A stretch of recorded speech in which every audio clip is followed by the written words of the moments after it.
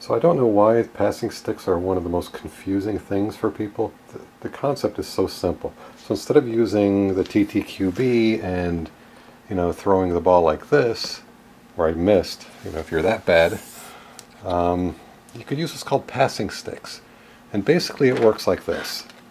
When you go to a receiver, you measure how far away your quarterback is from your receiver. So for example, if I'm going from my quarterback, let's say I'm going to number 56 over here, I measure here. And I go top of the helmet to top of the helmet. And see, it doesn't fall into the short part, it falls into the second one. So basically there are 3 sticks: short, medium, long. I mean, rather than going red, white, blue, it's just easier to think short, medium, long. If number 56 were just a little bit closer, then I would be using the short stick. But since he's in the medium range, I use the white stick. If he were so far away that he'd be, beyond the stick length completely, then I would use the long stick. So, to recap, short stick, medium stick, and anything beyond that is the blue stick. Throw to number 56 now, which would be kind of silly because I haven't started to play yet. I would measure this. I would say, okay, he's a white stick away. Now, I could put this white stick anywhere as long as it goes near the base. I mean, obviously, I gotta watch out for this guy, but I probably wouldn't throw to him. I might actually just put him to the side. I'd maybe put the stick headed for the sideline, angle him here, and then I take the target ball and I point it like with a spiral back to where the quarterback is. I'm kind of just eyeballing it there. And there you go. Now I'm ready for the passing stick. I turn the field on to see if he hits it. But I forgot to tell you, the defense can also adjust their players.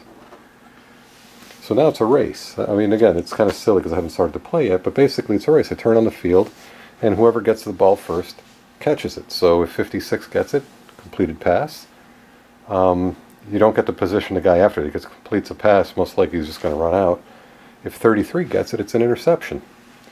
There are also other rules. There's like a 1 base halo or circle around this.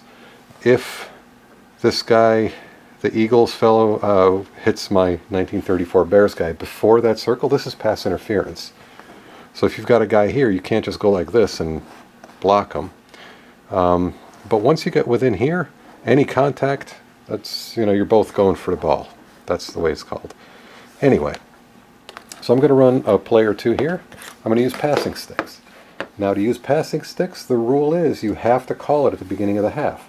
You can't say, well, in this play I'm going to use the TTQB because the guy's wide open, and the next play I'm going to use passing sticks. You have to call it at the beginning of the half. So anyway, I've set up my play for offense. I'm going to do 2 pivots. I'm going to move them this way and him this way.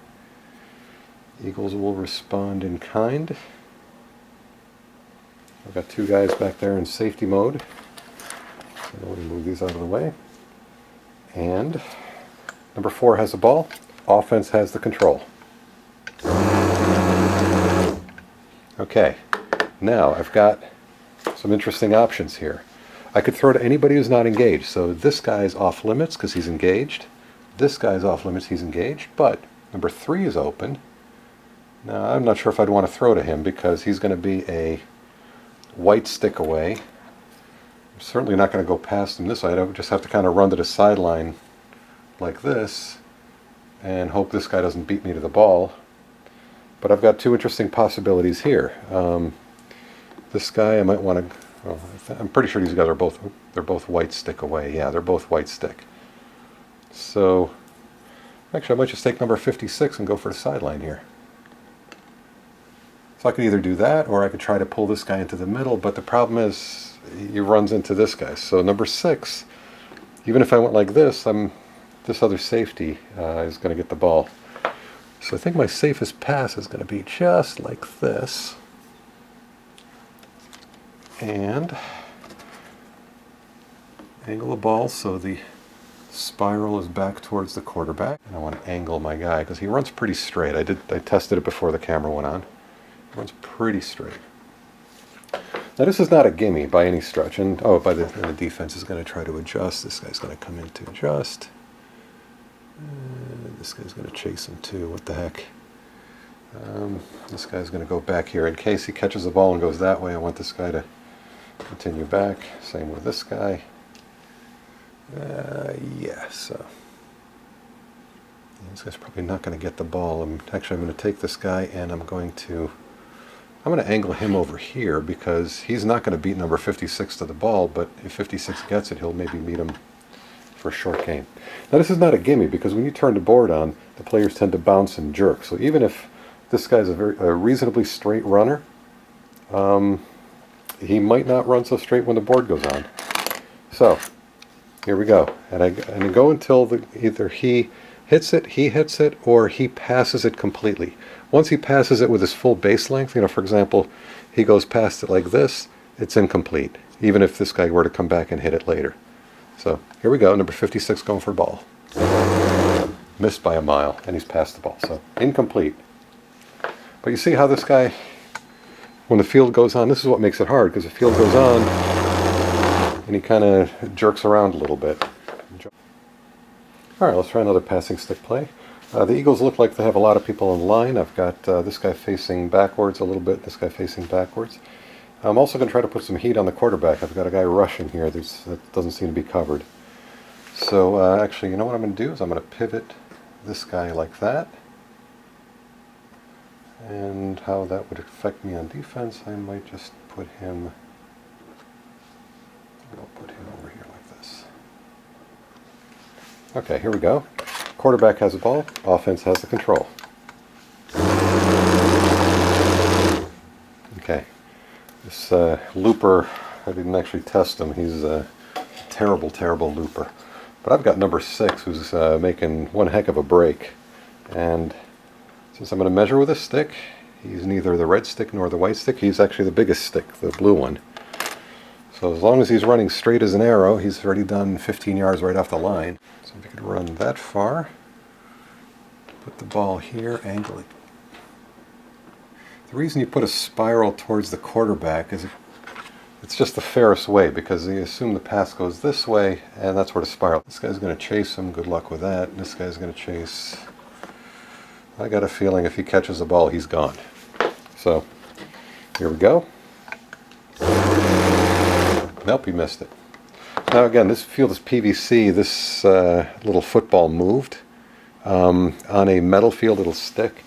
Typically on these fields, some people take a little piece of putty and put it there, but for the sake of the demonstration, I didn't.